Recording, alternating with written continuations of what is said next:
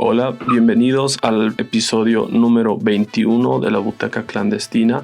Hoy me encuentro con Lucho Romero. Buenas amigos. Y en esta ocasión les vamos a hablar sobre The Boys, la serie original de Amazon Prime, que hace un par de semanas estrenó su segunda temporada. Y con Lucho decidimos en este episodio hablar un poco de los orígenes, repasar brevemente la primera temporada y luego entrar de lleno en esta segunda, ¿no? Y esta adaptación televisiva que desde mi punto de vista es una de las mejores series de superhéroes, si no la mejor. Por ahí está peleándola con Doom Patrol actualmente, pero es una serie que tiene de todo y que yo creo que todos estamos esperando ansiosamente la tercera temporada que ya se ha confirmado, ¿no? Sí, sin dudas es una serie de la que tal vez nos hemos pasado a hablar el año pasado, ¿no? Incluso en tops y todo eso. Ha pegado muy fuerte ya que esta serie lleva muchos años esperando ser producida, ¿no? Está escrita por Garth Ennis, que es un escritor muy bueno, y sus cómics originales están graficados por Darick Robertson, ¿no? Y es gracias a este tipo, a este dibujante, que yo he llegado a ellos, ¿no? Porque tienen una serie de cómics muy buena que se les recomiendo bastante, que se llama Transmetropolitan, que es una de las mejores obras en cómics que he visto en mi vida, de futuros distópicos. Y gracias a esta obra yo he llegado a The Voice, ¿no? Y me acuerdo que incluso cuando salió, que ya es hace más de 10 años si no me equivoco, yo lo he leído igual exactamente tipo 2010, 2011 aproximadamente. Y desde ese entonces ya se hablaba de una película, una saga de películas, ¿no? Y desde que Amazon ha adquirido los derechos, digamos que ya ha pisado tierra, ¿no? Yo personalmente no diría ni qué es la mejor serie de Amazon Prime, ni qué es la mejor de superhéroes, pero sin duda creo que la recomendaría bastante a la mayoría de gente, ¿no? Porque es muy abierta a gustos y tiene mucho de lo que tiene el universo de Marvel, digamos. O sea, critica mucho eso, ya que estamos en una era de los superhéroes. Es como un punto de vista totalmente novedoso, ¿no? Entiendo por qué ha sido tan exitosa, porque le ha dado la vuelta a esta moda. Creo que no hay mejor momento para que haya salido esta serie. Justamente lo que mencionabas es esta versión más realista de cómo sería la existencia de los superhéroes en nuestra cotidianidad, ¿no? Que serían como productos, como los muestran, que producen merchandising y hacen películas y los controla una corporación, que es un poco el juego con Disney. Pero incluso en la segunda temporada ya se hacen la burla de DC también, con chistes muy directos que si te has enterado de los líos detrás de las producciones, los reshoots y demás, los entiendes a la perfección.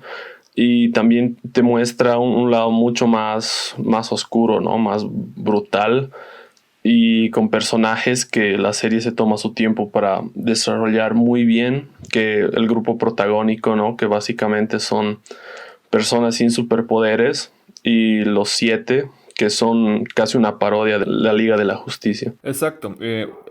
La serie de cómics está producida por Wildstar Productions, que si no me equivoco, son parte de DC Comics, ¿no? Y tal como ha pasado con Watchmen hace un par de años, se han ido acoplando al universo y si no me equivoco, dentro de poco también va a pertenecer al universo primo de DC Comics, ¿no? Eso va a estar interesante. Y creo que por eso también están queriendo jugar un poco más, acercarse a lo que es DC que a lo que es Marvel, ¿no? Porque DC tiene, si bien es de mis favoritas, ¿no? Es mi marca favorita en cómics, todo eso, pero tiene los superhéroes clásicos más caricaturizados, ¿no? Si es un antihéroe noir, está Batman, y el superhéroe americano por excelencia siempre va a ser Superman, ¿no? Y justamente The Voice se acerca a eso, a tratar de tomar estos personajes caricaturizados y tratar de hacer unas versiones, como tú dices, realistas, tal como lo hizo Watchmen en su momento, ¿no? Pero en esta ocasión los superpoderes no son los protagonistas, ¿no? Esa es la gran novedad, ¿no? Sí, exacto. La característica que a muchos de los que nos gustan las historias de superhéroes, ¿no? Que cuando te identificas más con un superhéroe es cuando es más vulnerable, ¿no? Cuando no tiene demasiados poderes y aún así decide hacer lo correcto, entre comillas. Pero algo muy interesante de esta serie también es que te hace cuestionarte qué sería lo correcto, ¿no? En una situación mucho más cotidiana, más cercana a lo que vivimos día a día. Sí, es algo también interesante porque es algo que en parte es algo propio de la serie de televisión. Porque, por ejemplo, uno de los cambios, primero hablar de los cambios, ¿no? Tú decías de que no ha sido muy aceptado por la comunidad de lectores de cómics. Eso es en parte cierto porque había un montón de cambios que yo comparo mucho con la saga de Canción de Hielo y Fuego y las 4 o 5 primeras temporadas de Game of Thrones. Son cambios que, si bien son clave, pero son justificables. Yo especialmente en The Voice, los comprendo. Por ejemplo, el grupo de Boys en los cómics tiene acceso al suero y tiene acceso a superpoderes de vez en cuando. Y el hecho de que los hagan totalmente vulnerables en la serie de televisión lo hace muchísimo más interesante, ¿no? Algo que se hace muy evidente en estas dos temporadas, que si bien como dices el conflicto es mucho más interesante porque son personas comunes, aunque después se les une Kimiko que sí tiene superpoderes, pero es que inevitablemente en algún punto van a tener que enfrentarse y ellos no tienen ninguna ventaja, ¿no? Y vemos lo brutales que pueden ser los superhéroes, entre comillas, que hay del otro lado y te imaginas que los van a masacrar. Pero la serie tiene una manera muy inteligente de ir equilibrando las fuerzas, ¿no? Y eso se ve muy bien reflejado en la segunda temporada. Exactamente, sí, son cambios justificables.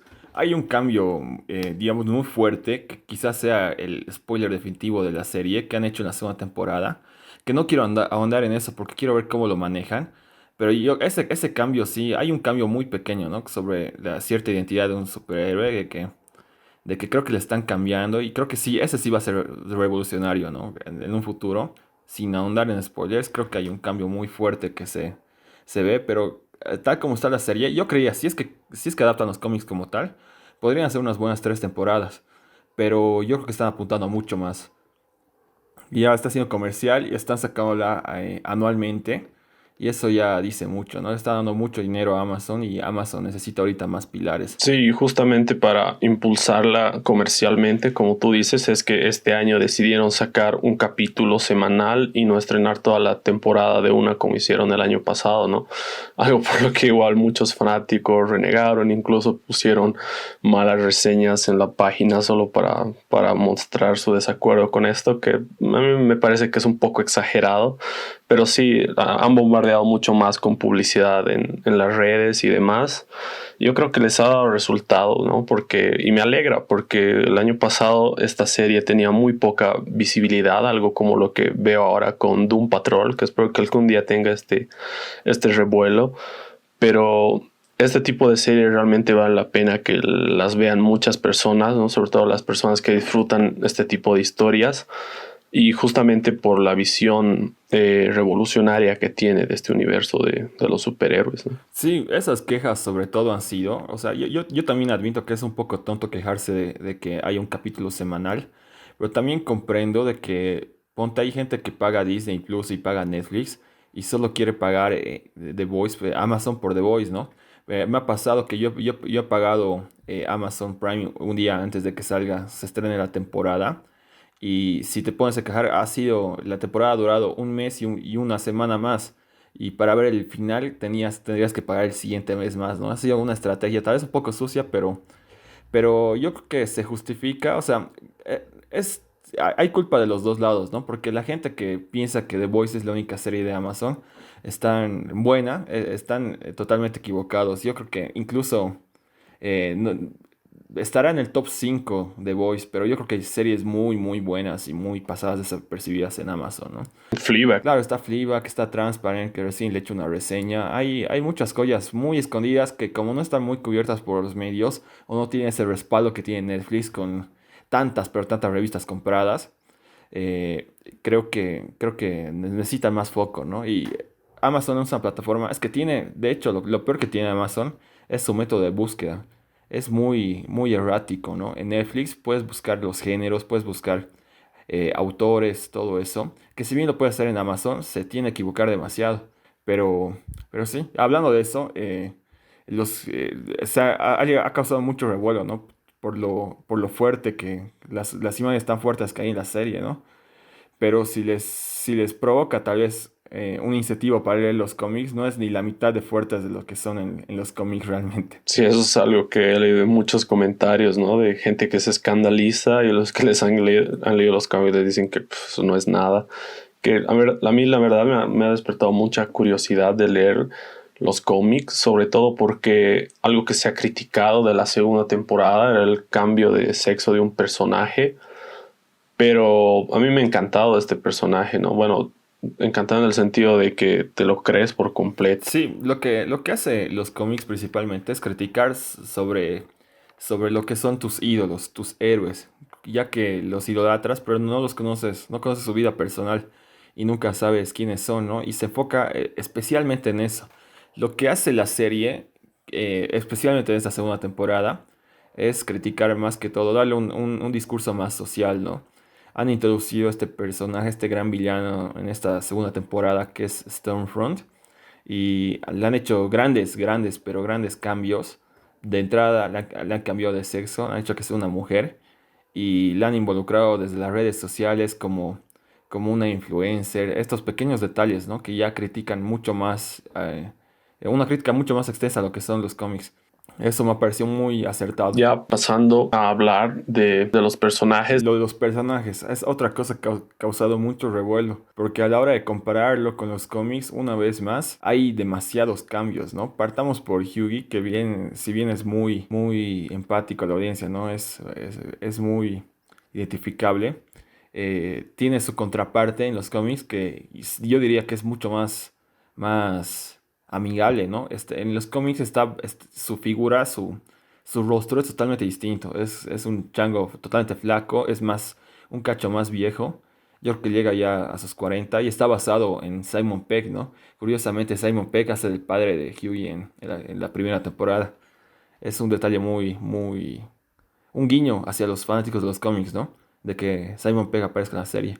Aunque se han quejado de que él tenía que interpretar a Hughie, ¿no? Yo sabía que eso era porque habían planeado hacer una película de The Boys años atrás y justamente Simon Pegg iba a interpretar a Hughie, ¿no? Pero como el proyecto nunca se llegó a concretar, porque incluso creo que el dibujante de los cómics se inspiró en el actor para crear la apariencia de Hughie y era porque ya tenían pensada la película, no llegó a ser y decidieron rendirle una especie de tributo metiéndolo en la serie como el padre de Hughie. Y bueno, ¿qué decir de los demás, de Frenchman, de Mother's Milk, ¿no? Que están basados en los cómics, pero igual son otra cosa totalmente distinta, ¿no? Y un par de personajes que todavía o no han debutado o los han cambiado un poco, han tratado de meter un par de personajes de los cómics en otros personajes, ¿no?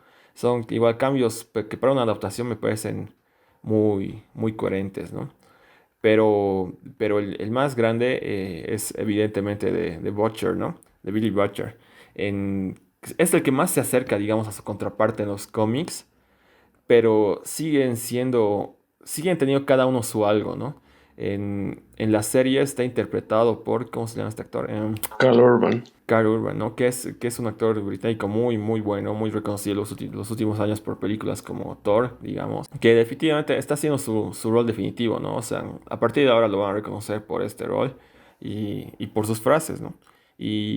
Pero esta historia la que va, va a pegar más adelante. Al final, él es el protagonista en los cómics, no tanto Hughie, ¿no? Hughie es un personaje mucho más secundario en los cómics. Sí, y yo creo que su historia justamente va moldeando la serie, ¿no?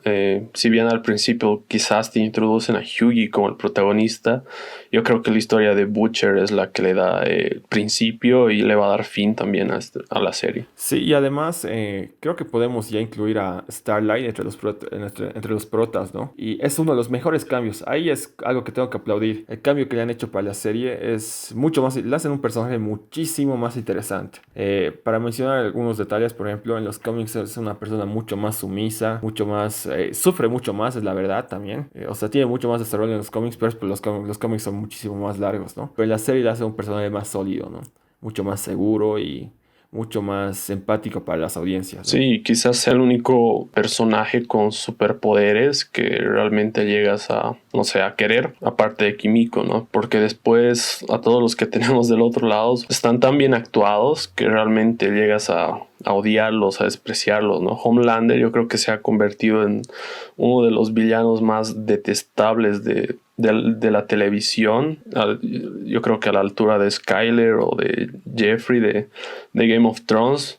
Y eso habla mucho del actor que está ahí detrás, ¿no? Sí, de hecho, el actor es muy acertado para el rol, ¿no? Pero yo creo que, mira, yo creo que tenemos que analizar a los personajes en qué tan grises son, ¿no? Porque en la serie al grupo protagonista de Boys, al principio los hacen muy blancos. Y es recién la segunda temporada cuando le están mostrando un poco su parte oscura, ¿no? Y lo mismo con los superhéroes, ¿no? Si bien eran unos cabrones, la crítica básica que tuvieron los cómics, como te dije, es cómo la fama te puede cambiar, cómo tener superpoderes te puede corromper, ¿no? No necesariamente por la droga, etcétera. Bueno, también por las drogas al final, ¿no? Pero que al final los mismos superhéroes te das cuenta que serán egocéntricos o lo que quieras, pero no son tan negros como te pones a pensar. Puedes salir rasgos de culpa a momentos, un par de ellos se enamoran. Son grises, digamos, es lo importante de la serie. Tenemos que ver personajes grises, ¿no? Otro detalle que me ha parecido muy bueno mencionarlo es que hay un personaje de los Seven que cambian para la serie. Hay un personaje en los cómics que se llama Jack eh, y, y tiene el poder, es un extraterrestre, es como una parodia del detective marciano, ¿no? Y en la serie han querido meter a un personaje invisible, ¿no? Y ha sido también muy, muy acertado. Los roles son distintos a A-Train, por ejemplo, lo que le cambian de color, ¿no? Y eso hace que contraste un poco con Stormfront en la segunda temporada, ¿no? Como te digo, es una crítica más abierta a la sociedad que a los mismos ídolos que hace la serie de cómics. Pero al mismo tiempo no se quiere alejar mucho ese discurso, ¿no? De cómo la fama te puede cambiar, cómo nunca vas a conocer no sé, a tus artistas favoritos, a tus músicos favoritos. Tendrán una imagen pública, todos tienen imagen pública, donarán a caridad, no sé, cosas como esas. Pero en esta época, especialmente el Me Too, cuando tantas cosas han empezado a salir, y este último año no ha sido de excepción, creo que este año es cuando he tenido más decepciones de parte de artistas que yo admiro.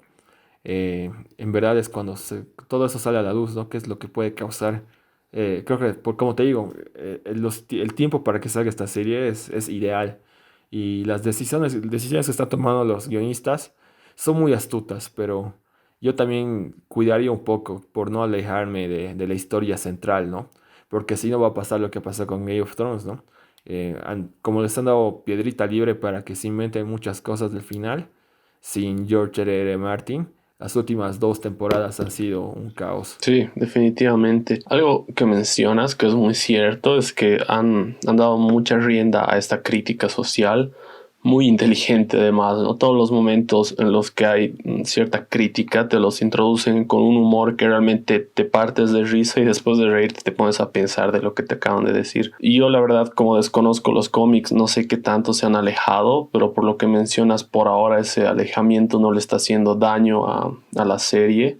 Y espero que sí, que sigan apegados como hasta ahora al material, que no se distancien demasiado. Por ahí esta crítica social en la primera temporada solamente abarca, digamos, el mundo globalizado, ¿no? Consumido por los productos. Justamente después de que había concluido el universo de Marvel, ¿no? O sea, con Endgame. Y ahora que hay muchas demandas de acoso y historias terribles sobre personas que admiras, que es casi como ese capítulo de Rick and Morty en el que conoce a sus héroes y se da cuenta que en realidad no admira a ninguno, ¿no? Y lo tiene que admitir. Si pones atención a los primeros capítulos de la primera temporada, es exactamente el discurso que se estaba abordando. Los primeros capítulos, digamos, son los más cercanos a la serie de cómics. Y justamente porque es un prólogo, ¿no? Y ese prólogo, si no se hace bien, todo se va al tacho. Y es por eso que creo que han decidido ser fieles en esos aspectos. Y algo que también quería mencionar es de que un par de días atrás, una noticia que he leído, ¿no? Que me parecía interesante comentarla, que la tercera temporada va a contar con un grupo de un nuevo grupo de superhéroes, aparte de los Seven, que se llama Payback. Y me parece muy acertado porque yo creía que ya no iban a aparecer.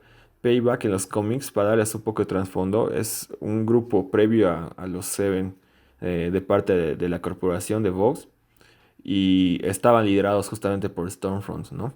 Y ya como vi Stormfront adelantarse en la serie, ya casi descarté su aparición, pero va a debutar en el primer capítulo de la siguiente temporada. Eso va a estar muy interesante. Y probablemente Stormfront sea la razón de que aparezca, ¿no? Porque al final de la temporada no está muerta y dicen que está encerrada, así que es muy probable que vuelva este personaje en la tercera temporada. Sí, con el buen recibimiento que ha tenido, yo creo que es casi un hecho que va a volver. Además, como personaje, creo que ha sido de lo más interesante que hemos tenido el año, ¿no? Yo estoy preparando en mis tops de fin de año una lista de femme fatales, ¿no? De mujeres que han tenido un gran peso, ya sean protagonistas y antagonistas, pero en su mayoría antagonistas. Y justamente es Stormfront la que está, digamos, encabezando porque le ha dado la vuelta a muchas personas, ¿no? Tú ves los primeros capítulos por gente que no tienen, digamos, ni un conocimiento básico y la admiran, dicen, puta, al final un superhéroe que vale la pena, que da poner en su lugar a Homelander y termina siendo una cabrona total, ¿no?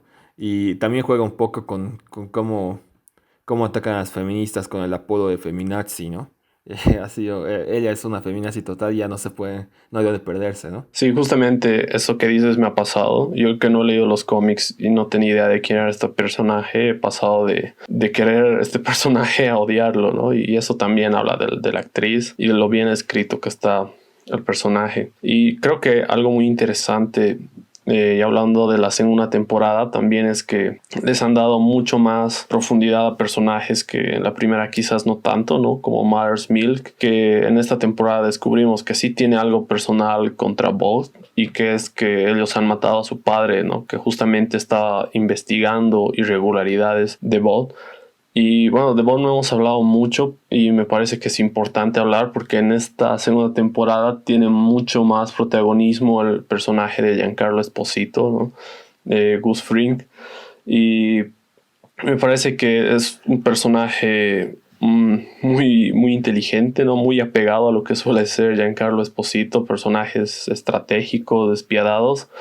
Y yo creo que está empezando a cobrar cada vez más protagonismo su figura porque se lo introduce recién al final de la primera temporada. Y todo indica que en la tercera va a jugar un rol muy importante, ¿no? Sí, exactamente como está pasando con Mandalorian, ¿no? Este actor ya está, desde Gus Fring, ya está creando escuelita en lo que es ser un villano.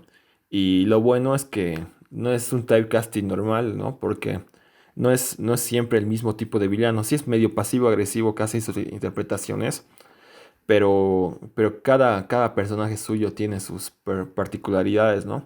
A mí me gusta, sé que siempre hablo de Community de vez en cuando porque es un show que hace referencias a todo, pero aparece Giancarlo Esposito justamente parodiando su typecasting, ¿no?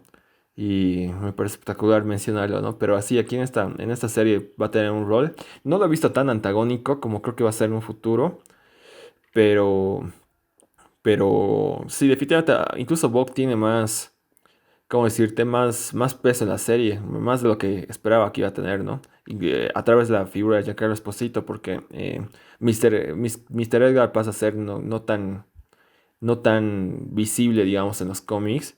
La empresa en realidad es casi un personaje, ¿no? La empresa como tal y no Mr. Edgar. O sea, les da muchísimo más visibilidad a, por ejemplo, la mamá de Starlight. Ah, bueno, aparecen los papás de Butcher. Cosas como esas, ¿no? Y que son cosas que se nota que tenían planeadas por el hecho de que en el primer capítulo o en el segundo, no me acuerdo, aparece una correa de perro junto con The Butcher y le pregunta si tiene un perro y él dice que no. Y aquí tenemos la respuesta, ¿no? Son pequeños detalles que para, para prestar atención.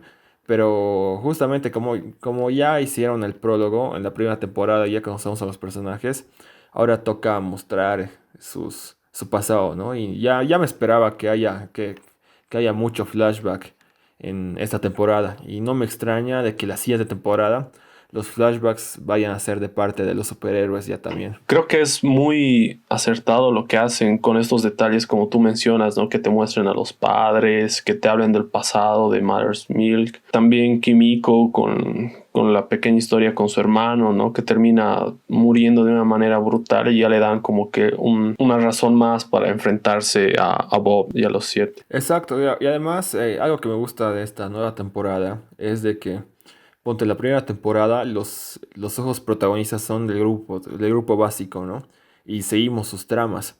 A partir de esta segunda, y los antagonistas también para ser parte de la línea narrativa, ¿no? No hace falta que tengamos que ver al grupo protagonista para ver qué están haciendo los malos.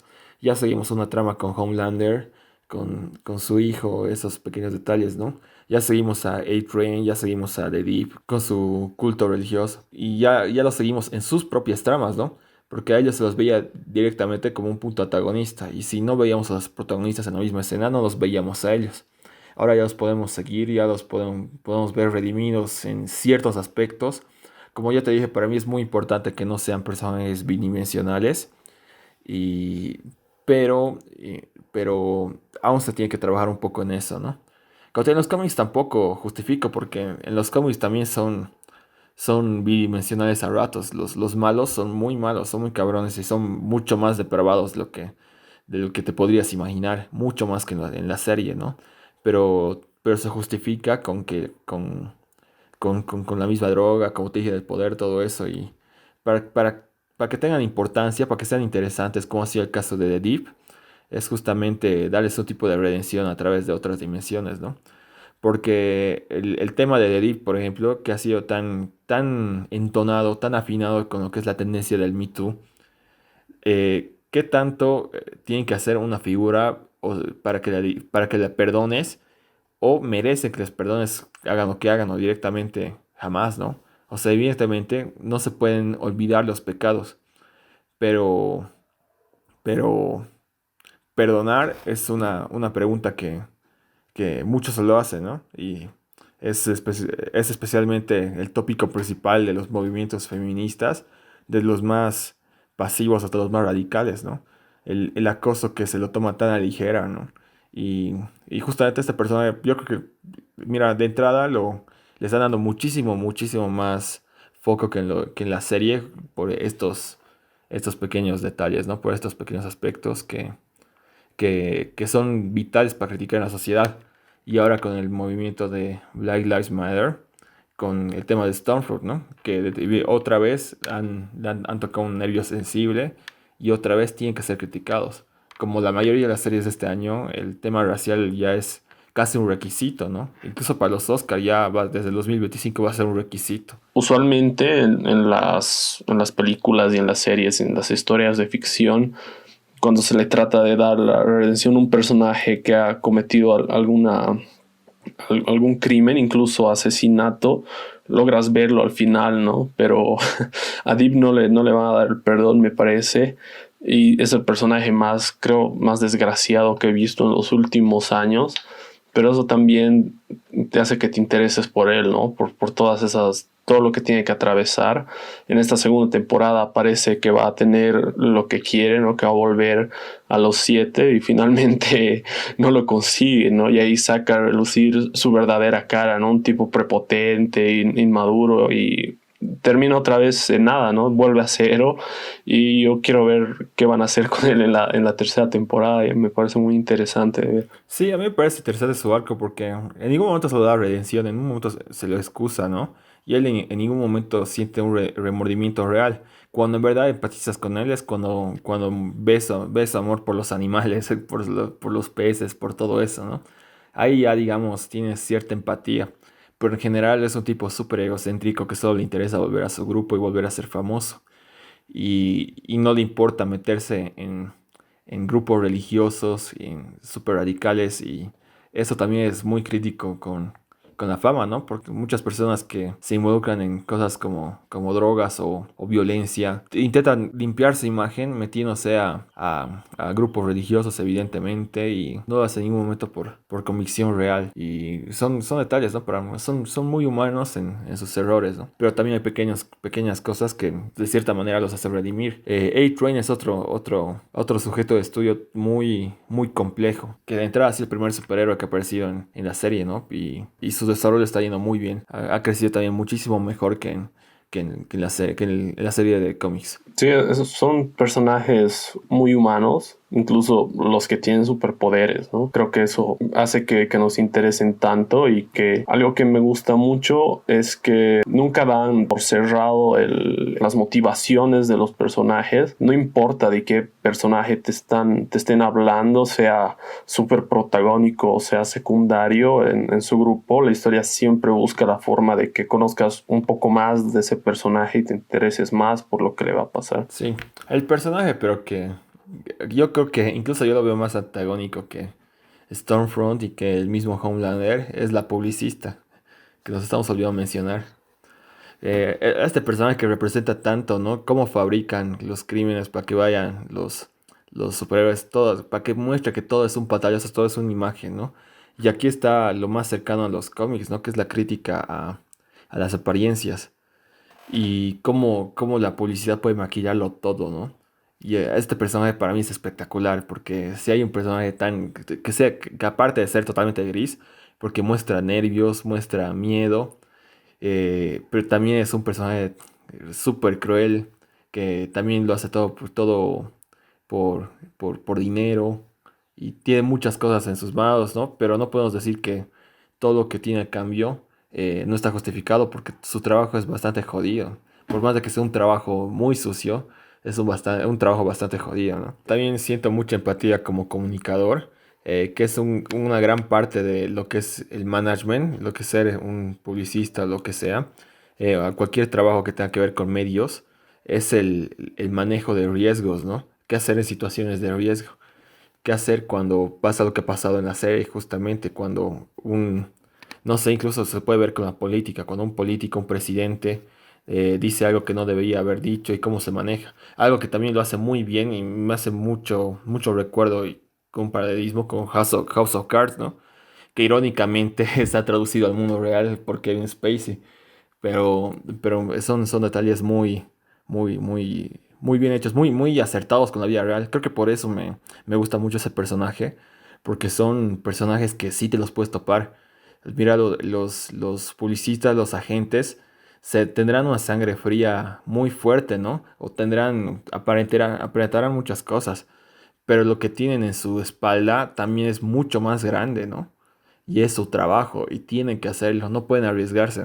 Creo que, como decía, mi personaje favorito es Frenchy, porque creo que es el personaje más humano desde mi punto de vista, que es como que el personaje, ¿no? La persona buena que ha tomado malas decisiones en la vida y de que esas malas decisiones lo llevan a estar constantemente en una situación de riesgo.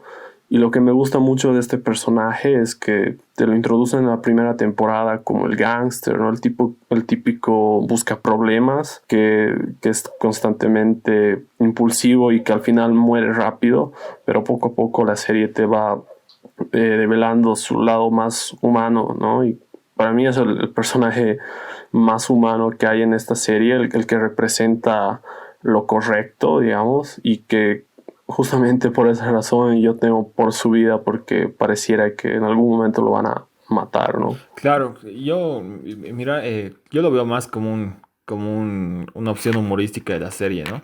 Porque al personaje más humano, para discrepar un poquito, yo veo a Huey, ¿no? Porque Huey es en verdad el que quiere hacer lo correcto, pase lo que pase.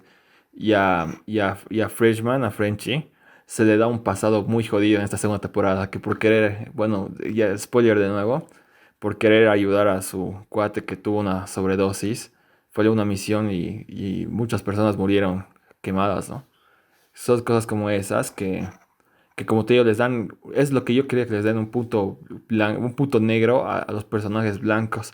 Pero una crítica grande que yo haría al grupo de Boys en esta segunda temporada es que se los hace ya también demasiado sumisos, ¿no?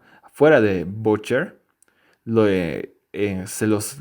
Mira, pueden ser personas simplemente enojadas con superhéroes, pero ya no tienen, han perdido un poco esto de la primera temporada, que son, no sé, expertos en explosivos, expertos en artes marciales. Casi no se los ve en momentos de acción en esta segunda temporada.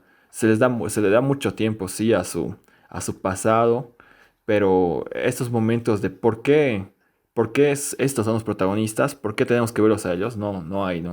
No hay una explicación y creo que se tiene que trabajar bastante. Porque la primera temporada es algo que se hace muy bien, ¿no? Cada uno tiene su rol, a eso me voy. Justamente sus roles se van distorsionando un poco para darles no sé, más empatía quizás. Es muy cierto esto que dices, ¿no? Y se nota mucho en el primer episodio de esta segunda temporada, porque si bien todos estos personajes tienen cualidades específicas que aportar al grupo, pareciera que sin Butcher no saben cómo organizarse, no saben qué decisiones tomar y cada uno trata de hacer las cosas por su lado, ¿no? Y eso se ve en el primer episodio. Hughie va por su lado a intentar resolverlo todo. Mothers Milk y French hacen lo mismo, hacen lo que pueden o directamente no hacen nada. Y recién cuando aparece Butcher al final del episodio te das cuenta que todo empieza a funcionar con él ahí. Y eso es un poco triste, ¿no? A nivel de desarrollo, porque, o sea, una dependencia de una figura tan clave habla de un personaje muy querido, pero también te da a entender de que se podría llegar incluso a perder un interés en el grupo como grupo si, no sé, deciden matar a Butcher, que no creo, pero podría ser un riesgo que corra la serie en algún momento. Sí, es que justamente eso me voy, ¿no? De que en la primera temporada los roles ya son para el grupo. Uno es experto en armas, otro es en información, por decirte, ¿no? Otro está, que es Huey, está involucrado con Starlight, también está involucrado de alguna manera en los Seven, de manera más cercana, ¿no? Y Watcher es, digamos, el líder del grupo, evidentemente, ¿no? Y la segunda temporada los roles pasan a ser cosas más de etiquetas, más cliché, ¿no?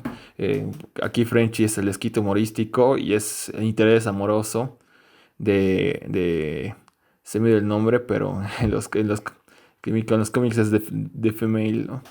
Y Mills Mother es como Mother's Milk es el mejor amigo de Watcher que tiene sus momentos buenos, momentos malos, y está más como el consejero para aliviar los pleitos, ¿no? Es su rol más secundario, a eso me voy. No son tan protagonistas y no aportan, digamos, tanto al grupo en cuestión de ser productivos en lo que pueda hacer el grupo. Por qué The Boys son peligrosos?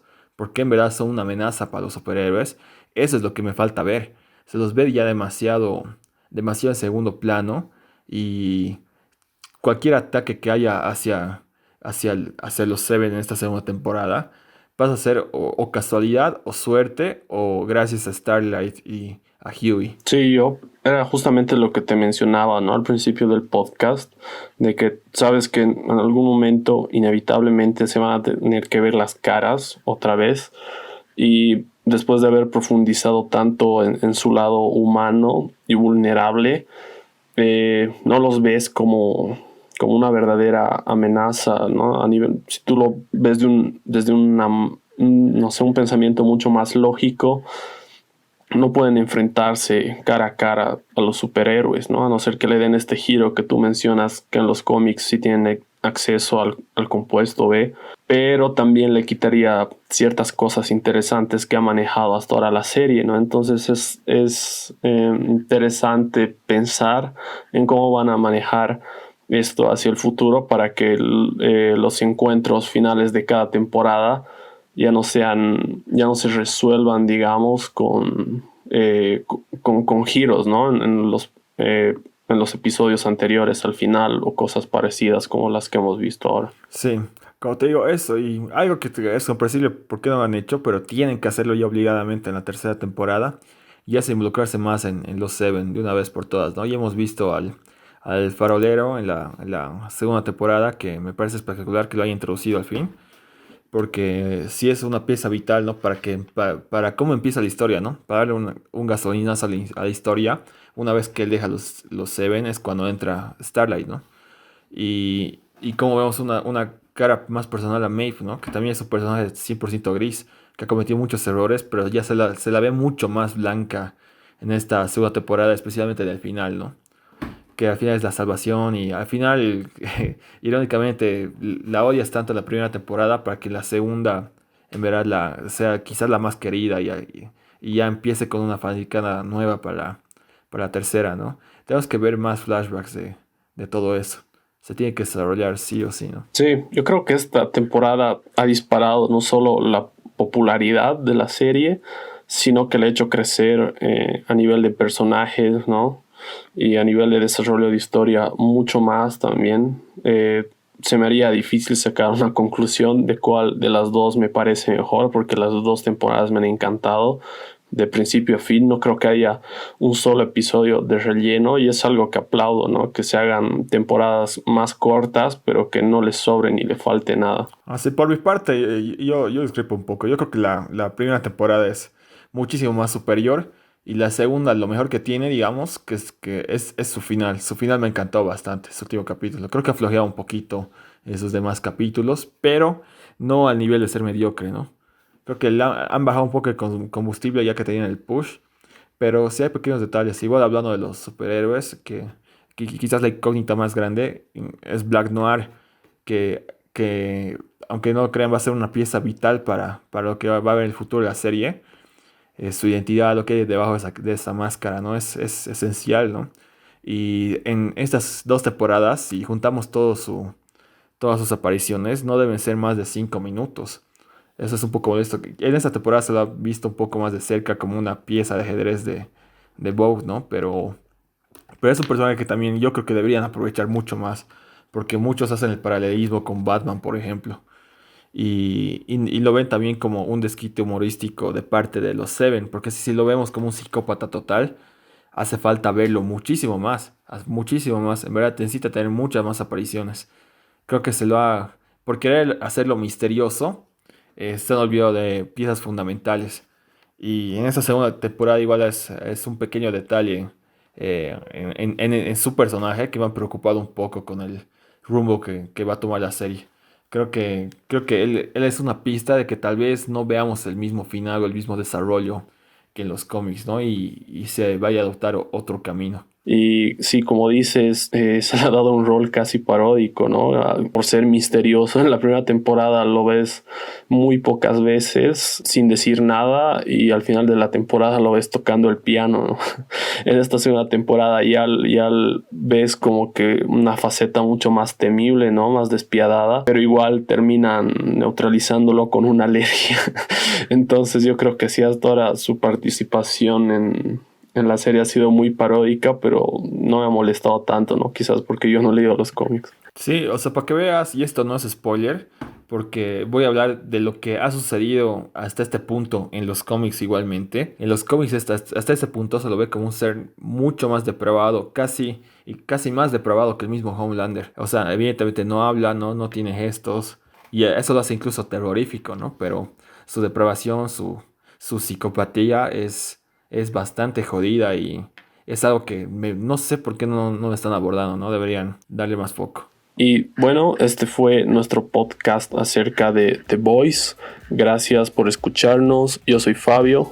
Yo soy Lucho, gracias por escucharnos. Y estén muy atentos a la página porque muy pronto vamos a estar estrenando nuestro primer podcast filmográfico, ¿no? Vamos a hacer un especial de los hermanos Coen y también vamos a hacer un especial sobre Fargo, ¿no? Sí, estamos hablando con Fabio para hacer muchos proyectos, o sea, para estar mucho más activos estos meses que vienen. Por mi parte también tengo muchísimas cosas preparadas para mi blog, que también vamos a tratar de correlacionarlo con este podcast, ¿no? Y, o sea, lo que ha anunciado Fabio es solo el principio de lo que vamos a ver hasta fin de año. Aprovechando ya que agradeciste tu aniversario en tu red, quiero aprovechar para los que siguen mi blog y están escuchando el podcast, porque si el año pasado he tenido un récord de visitas en mi blog, este año se ha casi triplicado estos últimos meses, y les quería agradecer, ¿no? Porque he visto las estadísticas y en verdad están pasando por las páginas y están metiendo más, y les agradezco también porque ya son 5 años en este blog, ¿no? Buenísimo. Sí, nosotros celebramos nuestro primer aniversario este mes y Lucho su quinto, y justamente es por eso que estamos haciendo muchos proyectos este fin de año. Así que nada, espero que les haya gustado este podcast y no se olviden que ahora pueden escuchar a La Butaca en su plataforma de podcast favorita. Ahora también están en Google Podcast y Apple Podcast. Buenísimo. Chau, chau. Adiós.